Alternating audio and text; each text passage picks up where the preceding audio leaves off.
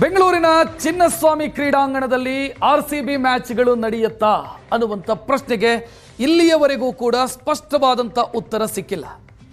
ಇವತ್ತು ಈ ಪ್ರಶ್ನೆಗೆ ಉತ್ತರ ಹುಡುಕೋ ಪ್ರಯತ್ನದಲ್ಲಿ ಒಂದು ಮಹತ್ವದ ಮೀಟಿಂಗ್ ನಡೆಯೋದಕ್ಕಿದೆ. ಆ ಮೀಟಿಂಗ್ನಲ್ಲಿ ಭವಿಷ್ಯ ನಿರ್ಧಾರ ಆಗತ್ತೆ ಅಂತ ಭಾವಿಸಲಾಗಿದೆ.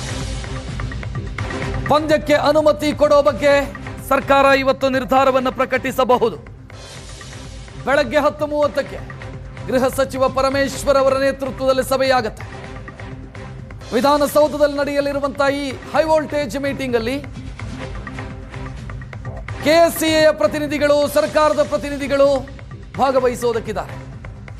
ಪ್ರಮುಖವಾಗಿ ಡಿಜಿ, ಐಜಿಪಿ, ಒಳಾಡಳಿತ ಇಲಾಖೆಯ ಪ್ರಿನ್ಸಿಪಲ್ ಸೆಕ್ರೆಟರಿ ಇವರೆಲ್ಲರೂ ಕೂಡ ಈ ಸಭೆಯಲ್ಲಿ ಭಾಗಿಯಾಗ್ತಾರೆ. ಕೆಎಸ್ಸಿಎಯ ಪ್ರತಿನಿಧಿಗಳು ಕೂಡ ಈ ಸಭೆಯಲ್ಲಿರ್ತಾರೆ. ಆರ್ಸಿಬಿ ಮ್ಯಾಚ್ ನಡೆಸಬೇಕು ಅಂತಾದ್ರೆ ಒಂದಿಷ್ಟು ಷರತ್ತುಗಳನ್ನ ಕೂಡ ಆರ್ಸಿಬಿ ಮ್ಯಾನೇಜ್ಮೆಂಟ್ ಇಟ್ಟಿರೋದು. ಅದು ಕಾಲ್ತುಳಿತ ಕೇಸ್ ಆದ ನಂತರ ಆರ್ಸಿಬಿ ಮ್ಯಾನೇಜ್ಮೆಂಟ್ ಅನ್ನು ಕೂಡ ಆರೋಪಿ ಸ್ಥಾನದಲ್ಲಿ ನಿಲ್ಲಿಸಲಾಗಿತ್ತು. ಭವಿಷ್ಯದಲ್ಲಿ ಈ ರೀತಿಯ ಪರಿಸ್ಥಿತಿ ಬರಬಾರದು ಅಂತ ಆರ್ಸಿಬಿ ಮ್ಯಾನೇಜ್ಮೆಂಟ್ ಬಯಸಿದೆ. ಅದಕ್ಕೆ ಸ್ಪಷ್ಟನೆಯನ್ನ ಕೂಡ ಸರ್ಕಾರದಿಂದ ಕೇಳ್ತಾ ಇದೆ. ಇವತ್ತಿನ ಸಭೆಯ ಬಗ್ಗೆ ಕುತೂಹಲ ಇದೆ. ಇವತ್ತಿನ ಸಭೆಯ ಬಳಿಕ ಐಪಿಎಲ್ನ ವೇಳಾಪಟ್ಟಿಯೂ ಕೂಡ ಪ್ರಕಟವಾಗಬಹುದು. ಆರ್ಸಿಬಿ ತಂಡ ಬೆಂಗಳೂರನ್ನ ಹೋಮ್ ಗ್ರೌಂಡ್ ಮಾಡಿಕೊಳ್ಳುತ್ತಾ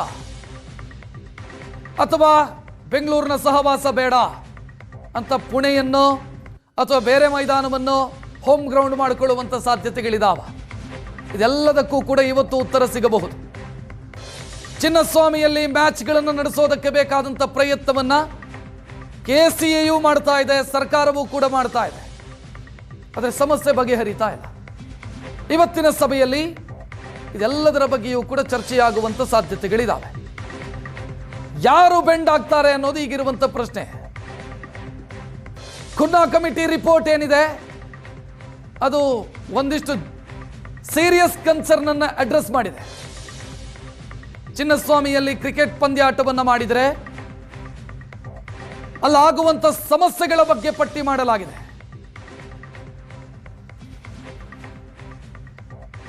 ಈ ಬಗ್ಗೆ ಹೆಚ್ಚಿನ ಡೀಟೇಲ್ ನೀಡೋದಕ್ಕೆ ನಮ್ಮ ಪ್ರತಿನಿಧಿ ಹರೀಶ್ ನೇರ ಸಂಪರ್ಕದಲ್ಲಿ. ಹರೀಶ್, ಇವತ್ತೇ ಇತ್ಯರ್ಥ ಆಗತ್ತಾ ಹಂಗಿದ್ರೆ ಈ ಸಮಸ್ಯೆಗೆ ಸಂಬಂಧಿಸಿದಂತೆ?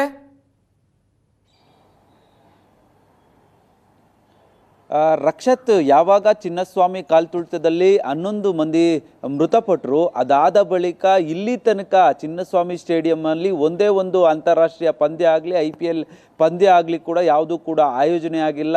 ಎಲ್ಲದಕ್ಕೂ ಕೂಡ ಏನು ಸರ್ಕಾರ ತಡೆಯನ್ನು ಒಡ್ಡಿತ್ತು. ಜೊತೆಗೆ ಈ ಹಿಂದೆ ಅಂದರೆ ಯಾವಾಗ 11 ಜನ ಮೃತಪಟ್ಟಿದ್ರು ಆಗ ನಿವೃತ್ತ ನ್ಯಾಯಮೂರ್ತಿ ಮೈಕಲ್ ಡಿ ಕುನ್ಹಾ ಅವರ ಒಂದು ಸಮಿತಿ ಕೂಡ ರಚನೆಯಾಗಿತ್ತು. ನಂತರ ಅವರು ಒಂದು ವರದಿಯನ್ನು ಕೂಡ ಕೊಟ್ಟಿದ್ದರು.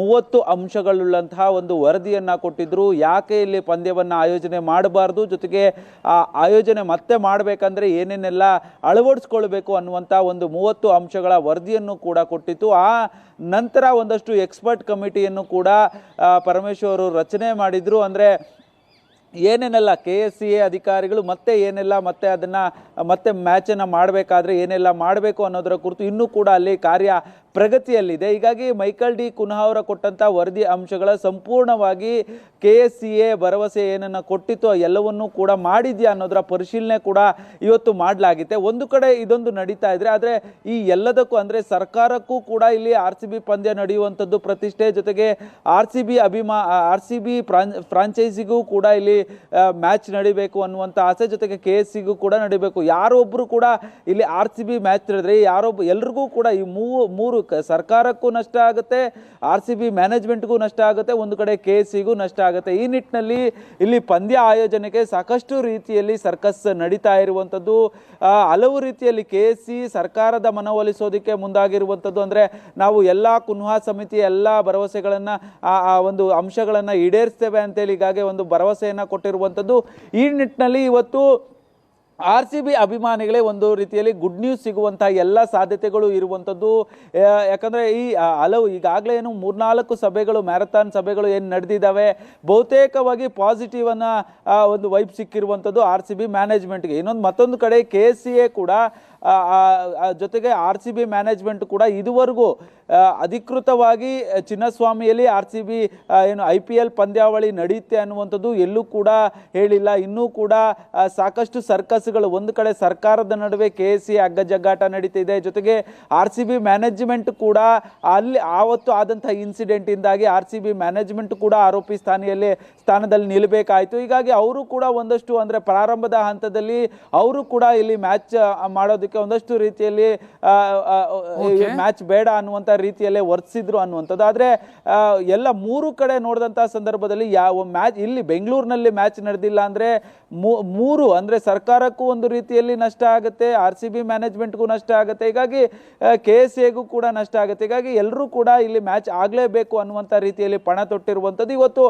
ಬಹುತೇಕವಾಗಿ ಗುಡ್ ನ್ಯೂಸ್ ಸಿಗುತ್ತೆ ಅಂತೇಳಿ ಸದ್ಯಕ್ಕೆ ಗೊತ್ತಾಗ್ತಾ ಇರುವಂಥದ್ದು. ಇವತ್ತು ಸಭೆಯಲ್ಲಿ ಏನೆಲ್ಲ ತೀರ್ಮಾನ ಆಗುತ್ತೆ, ಆ ತೀರ್ಮಾನದ ಬಳಿಕ ಅಧಿಕೃತವಾಗಿ ಇವತ್ತು ಆ ಬೆಂಗಳೂರಿನಲ್ಲಿ RCB ಮ್ಯಾಚ್ ನಡೆಯುತ್ತಾ ಇಲ್ವಾ ಅನ್ನುವಂಥದ್ದು ನಿರ್ಧಾರ ಆಗುತ್ತೆ. ಸಾಕಷ್ಟು ಜನ ನಿರೀಕ್ಷೆಗಳನ್ನು ಕೂಡ ಇಟ್ಕೊಂಡಿದ್ದಾರೆ. ಈ ಒಂದು ಸಭೆಯಲ್ಲಿ ಇನ್ನೂ ಕೂಡ ಅಂದರೆ ಪುನಃ ವರದಿಯ ಅಂಶಗಳು ಏನೆಲ್ಲ ಈಡೇರಿಸಿದ್ದಾರೆ ಅನ್ನುವಂಥ ನಿಟ್ಟಿನಲ್ಲಿ ಪರಿಶೀಲನೆಯನ್ನ ಮಾಡಲಾಗುತ್ತೆ ಅನ್ನುವಂಥದ್ದನ್ನ ಈಗಾಗಲೇ ಗೃಹ ಮಂತ್ರಿಗಳು ಕೂಡ ಕಳೆದ ಬಾರಿ ಒಂದು ಮಾಹಿತಿಯನ್ನು ಕೂಡ ಕೊಟ್ಟಿದ್ರು.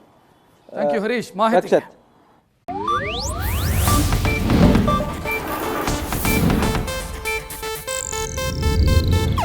ಇದು ಏಷ್ಯಾನೆಟ್ ನ್ಯೂಸ್ ನೆಟ್ವರ್ಕ್ ಪ್ರಸ್ತುತಿ.